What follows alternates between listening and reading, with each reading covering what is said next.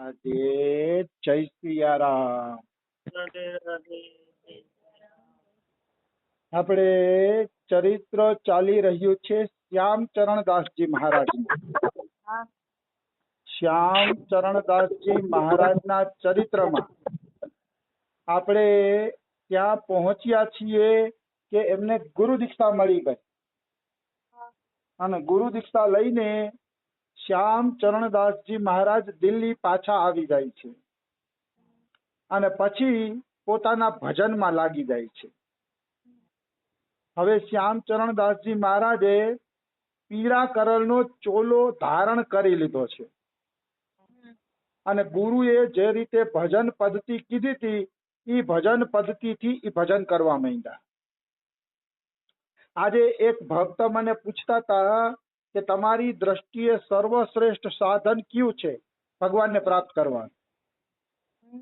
તો ભાઈ મારી દ્રષ્ટિએ તો ભગવત પ્રાપ્તિનું સર્વશ્રેષ્ઠ સાધન છે કોઈ સિદ્ધ મહાપુરુષનો સત્સંગ પેલા સાંભળવામાં આવે. હું તો માનું છું કે નામ જપ પણ પછીનું સાધન છે. પેલું સાધન છે કોઈ સારા સંતનો સત્સંગ સાંભળવામાં આવે. અને એ જ વાત રામાયણમાં તુલસીદાસજી કહે છે, પ્રથમ ભક્તિ સંતન કર સંગા, દૂસરી રતિ મમ કથા પ્રસંગા. અને બીજું સાધન છે મારી કથાઓમાં પ્રીતિ. તો મારો કહેવાનો ભાવ શું છે કે પ્રથમ સત્સંગ, એટલે શ્યામચરણદાસજી મહારાજે ગુરુએ જે સાધન કીધું હતું, એને જે સત્સંગ આપ્યો તો આખી રાત એ સત્સંગ પ્રમાણે સાધન કરવા માંડ્યા. ગામની બારોબાર એમને એક ગુફા બનાવી અને એ ગુફાની અંદર શ્યામચરણદાસજી મહારાજ ભજન કરવા માંડ્યા. આમ પણ કોઈ પણ આચાર્ય હોય સિદ્ધિ પહેલા, પ્રસિદ્ધિ પહેલા એને એકાંતિક સાધના તો જરૂર કરી હશે. ભગવાન બધાય પાસે એકાંતિક સાધના જરૂર કરાવે છે, એમાં કોઈ એટલે કોઈ શંકા નથી, કોઈ સંશય જ નથી. અમારા રમેશ બાબાએ જુઓ 40-50 વર્ષ ભજન કર્યું ત્યારે આજે એની જાહો જલાલી છે. અમારા બાબાએ 45 વર્ષ સુધી જંગલમાં જ ભજન કર્યું. બરસાનામાં તો 2001 ની અંદર કેમ આવ્યા, 2000 ની આસપાસ, ત્યાં સુધી એમને જંગલમાં જ ભજન કર્યું. તો બધા સંતોએ સિદ્ધિ પહેલા, પ્રસિદ્ધિ પહેલા, પ્રચાર પહેલા એકાંતિક સાધના કરેલી છે. અને જે વ્યક્તિ એકાંતિક સાધના નથી કરતો અને સીધો ઊંચો ઉઠવા માંગે છે, પ્રચાર કરવા માંગે છે, તો એ પડે છે અવશ્ય. પેલા તો ગુરુ નીચે 20 વર્ષ, 25 વર્ષ સાધન કરવું પડે છે. પછી ગુરુ શક્તિ સંચારિત કરે અને એ શક્તિ મળે પછી એ જીવ પ્રચારને યોગ્ય બને છે. એમાં કોઈ એટલે કોઈ પણ પ્રકારની શંકા નથી. એટલે પ્રચાર એટલું સહેલું સાધન નથી. એના માટે પેલા તગડું ભજન કરવું પડે છે, પછી તમે પ્રચારને યોગ્ય બનો છો. આવી વાત છે. સ્વામી રામસુખદાસજી છે ને, એનું એક નવીન ચરિત્ર મારા હાથમાં આવ્યું છે. હાલાકે સ્વામી રામસુખદાસજીએ પોતાના ચરિત્ર લખવાનો નિષેધ કર્યો છે, પણ આ જે ડુંગર દાસ કરીને સંત છે ને, એને થોડા ઘણા પ્રસંગો ક્યાંકથી આડાચૂકા ગોતી અને એક પુસ્તકમાં છાપ્યા છે અને એ પુસ્તક અચાનક મારા હાથમાં આવી ગયું છે. તો એ પુસ્તકની અંદર સ્વામી રામસુખદાસજીના 1-2 પ્રસંગ કહું તમને એટલે તમને ખ્યાલ આવે કે કેવડા મોટા મહાપુરુષ હતા. સ્વામી રામસુખદાસ 4 વર્ષના હતા ત્યારથી સાધુ બની ગયા હતા. ત્યારે સ્વામી રામસુખદાસજી માતાના ગર્ભમાં હતા ને, ત્યારે જ એની માતાએ એક સાધુને કહી દીધું હતું કે આ જે સંતાન થશે ને એને મારે સાધુ જ બનાવવું છે, સાધુ જ બનાવી દેવા છે. તો સ્વામી રામસુખદાસજી 4 વર્ષના થયા ત્યાં જ એની માતાએ એને સાધુ ભેગા આપી દીધા. તો નાનપણમાં રામસુખદાસજીનું નામ હતું સુખદેવ અને રામસુખદાસજીના મોટા ભાઈનું નામ હતું આનંદ. તો કોઈક ભાઈએ રામસુખદાસજીની માને પ્રશ્ન કર્યો કે બધી સુખ તો છે ને, તમારે કઈ વાંધો નથી, સુખ તો છે ને? તો કે સુખ તો મેં સંતને આપી દીધો. એ કહે તો કે હવે વાહે હું વહીધું? તો કે વાહે આનંદ વહીધો. એ કહે મતલબ મોટા દીકરાનું નામ આનંદ હતું. મતલબ આના દ્વારા એમ કહેવા માંગે છે કે જો એક સંતાન સાધુને આપી દેશો, ભજન કરાવશો ને, તો તમારી પાછળ આનંદ જ વધશે.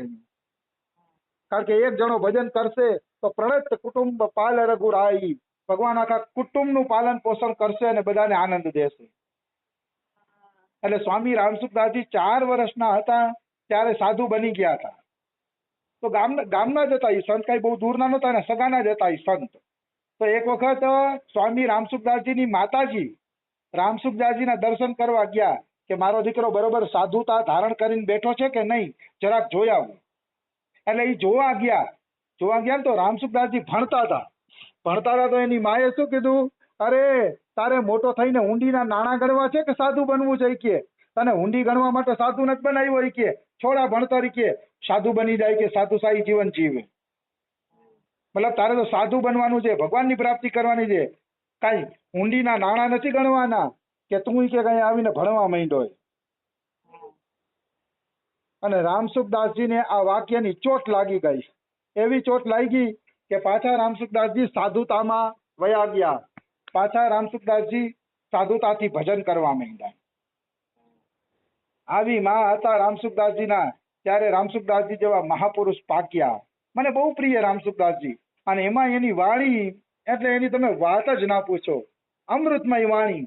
આ સંસારમાં એવો એક પ્રશ્નનો જવાબ નથી કે જે એને એની ગીતાજીની ટીકામાં ન આપ્યો હોય. એની ગીતાજીની ટીકામાં તમામ પ્રશ્નોના જવાબ એને ભરી દીધા છે. વધુ હું તો કહું વધુ ભરી દીધું છે એના કરતા ગીતાની એવી સુંદર ટીકા લખી એમ સ્વામી રામસુખદાસજીએ. તો સ્વામી રામસુખદાસજી સાધુ બની ગયા. પછી એના ગુરુજીએ કીધું બેટા તું સાંસારિક વિદ્યા ન ભણે ને તો કાંઈ નહીં કે તારે સાંસારિક વિદ્યા નથી ભણવી, પણ તું સંસ્કૃત તો શીખી જાય કે એટલે તારે ગીતાનું અધ્યયન કરવું હોય તો કરી શકાય. તો કે જી ગુરુજી તમે કહેતા હશો તો સંસ્કૃત શીખીશ હું. એટલે એ સંસ્કૃત શીખવા માંડ્યા અને ગીતાજી ભણવા માંડ્યા.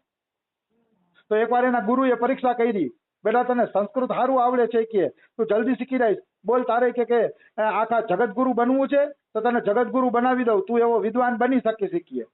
તો કે મહારાજ મારે જગતગુરુ નથી બનવું. તો કે તો એક કામ કરતો ફકડ સાધુ બની જા.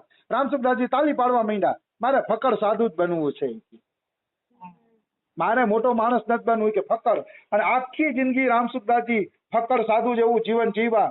પૈસો કોઈ દી સ્પર્શ કર્યો નથી, સ્ત્રીનો કોઈ દી સ્પર્શ કર્યો નથી, અને એ એક જ સંન્યાસીના લાલ કપડામાં એને આખી જિંદગી પૂરી કરી.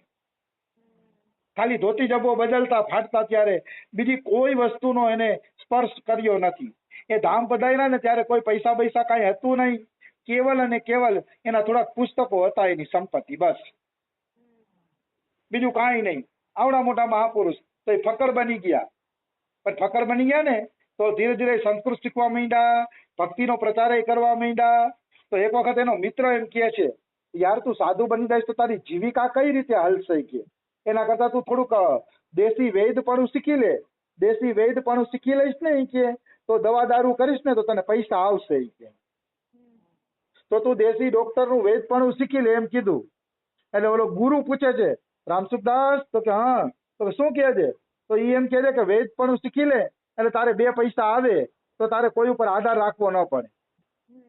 તો ગુરુ કે બેટા બનવું છે ડોક્ટર તો તને વૈદ્યપણું શીખાડી દઉં કે બોલ ડોક્ટર બનવું છે. તો રામસુખદાસજીએ શું મસ્ત જવાબ આપ્યો, હવારમાં દર્દીના મળમૂત્ર જોવા ને એના કરતા પરમાત્માનું ધ્યાન કરવું સારું, મારે પૈસા કમાવા માટે ડોક્ટર નથી બનવું. બહુ મસ્ત જવાબ આપ્યો એને. સવારના પોરમાં હવે આવા મળમૂત્ર વાળાના મોઢા જોવા, મળમૂત્ર પથારીમાં કરતા હોય ડોક્ટરને દેવા જ કામ હોય. હા એટલું જરૂર કહીશ કે જે ડોક્ટર નિષ્કામ ભાવે સેવા કરે છે એ તો ભગવાનની સેવા છે, ચાલો એ તો હજી બરોબર છે. પણ પૈસા માટે સવારના પોરમાં મળમૂત્રના દર્શન કરે ડોક્ટર બેકાર છે. એ ડોક્ટર જ નથી. અરે સવારના પોરમાં તો ભગવાનનું ચિંતન થવું જોઈએ, પ્રભુનું ચિંતન થવું જોઈએ, એવા બધા ચિંતન થવા જોઈએ. રામસુખદાસજીએ ચોખ્ખી ના પાડી કે મારે એવા પૈસા નથી કમાવા કે સવારના પોરમાં મારે દર્દીના મળમૂત્રના દર્શન કરવા પડે.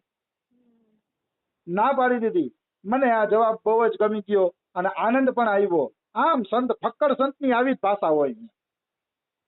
ફક્કડ સંત ક્યારેય કોઈનું રાખે નહીં. ફક્કડ સંત હંમેશા સત્ય જ બોલે. અને રામસુખદાસજી આ રીતે બોલે છે, મને પ્રસંગ બહુ જ ગમી ગયો.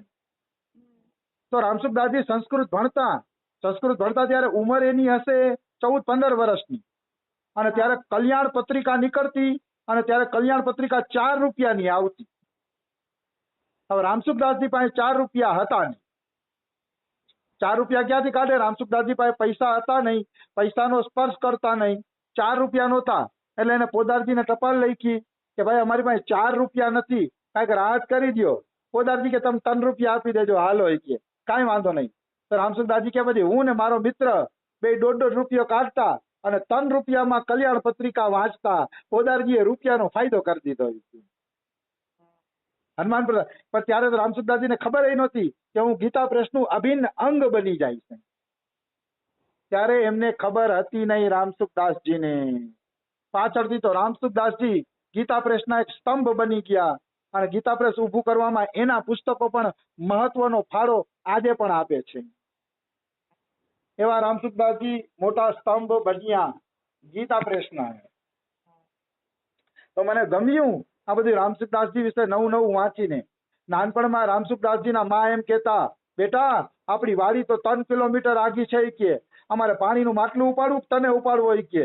તો રામસુખદાસજી કે તો માં માટલું જ ઉપાડીને વયા જાવ ખેતરે, હું ઘરે રહીશ. તો કે તું તો નાનો છો, એકલો બીક નહીં લાગે ને? તો કે મને કોઈની બીક લાગતી નથી. જાવ પાણીનું માટલું લઈને ખેતરે વયા જાવ કે મારી ચિંતા ના કરો કે હું ઘરે એકલો રહીશ. પણ પછી રાતે બીક લાગતી હોય રામસુખદાસજીને થોડી થોડી, તો એમ કહેતા કે માની ઓઢડી ઓઢીને સુઈ જતા. એને એમ થતું કે માની ઓઢડી હોય એટલે માં જ મારી પાસે છે. પણ છતાંય આવા નિર્ભય હતા કે દિવસે આખો દિવસ પોતે એકલા કાઢી લેતા. અને માતાને એને કહી દીધું તમે ખેતરે જાઓ. હવે લાંબુ ખેતર હોય તો છોકરાને તેડવું કે પાણીનું માટલું લેવું, માને તો બિચારીને તકલીફ પડે ને. એમ ધન્ય છે રામસુખદાસજીને કે તમે એકલા વયા જાઓ, મારી ચિંતા ના કરો. આવી વસ્તુ છે. આવડા મોટા મહાપુરુષ શ્રી રામસુખદાસજી મહારાજ મારા તો આદર્શ છે, પ્રેરણા સ્ત્રોત છે, મારા જીવનની નૈયાના આધાર છે. કારણ કે એમના પુસ્તકમાંથી મને ઘણું મળે છે અને આજે પણ મળે છે. એમાં કોઈ શંકા નથી. રામસુખદાસજીના સરળ સૂત્ર, સરળ ભાષા અને એ બધું તો આખું અલૌકિક જ છે. અને બીજું એની ફક્કડી ભાષા પણ હતી. એને સંસારને ગમે એવી વાત કોઈથી નથી કરી. ફક્કડી ભાષા પણ એની હતી સ્વામી રામસુખદાસજીની. અને મેં એવું સાંભળ્યું છે કે અંતિમ સમયમાં તો રામસુખદાસજી પોતાની સંન્યાસી કપડાનો ઝોલો ફેલાવતા અને ઝોલો ફેલાવીને કહેતા કે મને કોઈ હરિનામની ભિક્ષા આપો, નામની ભિક્ષા આપો કે મારા ખાતામાં તમે નામ જમા કરાવો કે. એટલો બધો એને ભગવાન નામ પ્રત્યે પ્રેમ થયો તો અંતિમ સમયે એ ઝોલી ફેલાવી અને હરિનામની ભીખ માગતા સ્વામી રામસુખદાસજી. હાલાકી રામસુખદાસજીએ પોતાના ચરિત્રનો નિષેધ કર્યો છે. મારું ચરિત્ર છપાવવું ના જોઈએ, બોલાવવું ના જોઈએ, એનો નિષેધ કર્યો છે. પણ આપણો તો કાંઈ એવો સત્સંગ છે નહીં યુટ્યુબ વાળો બહુ મોટો, એટલે આપણે એના સંસ્મરણો યાદ કરીએ છીએ અને આપણે એના નિયમનું ઉલ્લંઘન તો નથી જ કરતા. કારણ કે આપણે તો ખાલી પર્સનલી 2-5 પ્રસંગોની ચર્ચા કરીએ છીએ. આ કોઈ એનું ચરિત્ર ન કહેવાય આખું. બાકી એને ચરિત્ર લખવાની ના પાડી છે કે મારું ચરિત્ર ન લખાવવું જોઈએ. એ એમ કહેતા કે રામનું ચરિત્ર છે તો બધી મારા ચરિત્રની શું જરૂર છે. બહુ મસ્ત વાત કરે છે. રામના ચરિત્રમાં કે બધુંય છે, રામના ચરિત્રમાં કંઈ બાકી નથી, પછી મારું ચરિત્ર લખવાની શું જરૂર છે એમ ઈ કહેતા રામસુખદાસજી મહારાજ. તો એ આવડા મોટા મહાપુરુષ હતા. જીવનભર એમને ધન અને સ્ત્રીનો સ્પર્શ નથી કર્યો. એક વખત રામસુખદાસજી મુંબઈ ગયા હતા ચાતુર્માસ કરવા માટે. તો ત્યાંના જે ગૌશાળાના સંચાલકો હતા ને એને કીધું કે મહારાજ તમારું આજે ગૌશાળામાં પ્રવચન છે તો જરાક સૂચના આપી દેજો ને કે લોકો દાન આપે ને તમારી ગૌશાળામાં થોડીક આવક થઈ જાય. તો રામસુખદાસજીએ ચોખ્ખું કીધું કે હું ધર્મનો પ્રચાર કરવા આવ્યો છું, ધનનો પ્રચાર કરવા નથી આવ્યો. હું ઈ કે માગતો નથી અને કોઈ પાસે લેતો પણ નથી. એટલે હું કે ધર્મનો પ્રચાર કરીશ, ધનનો પ્રચાર નહીં કરું. ગૌશાળાવાળાને ના પાડી દીધી અને મને એ ઉત્તમ લાગે છે. કારણ કે આજ નિષ્કામતા શીખવાની જરૂર છે. આજે પ્રત્યેક સંસ્થાઓનો એક જ દાવો છે, લાવો લાવો ને લાવો, બીજી વાત જ નહીં. એટલે રામસુખદાસજીના આવા પ્રસંગોનો પ્રચાર પ્રસાર થવો જોઈએ અને ખબર પડવી જોઈએ કે નિષ્કામ ભક્તિ કોને કહેવાય. આ બધી લાવો લાવોની જે હોડ લાગી છે ને એને શરમાવવું જોઈએ.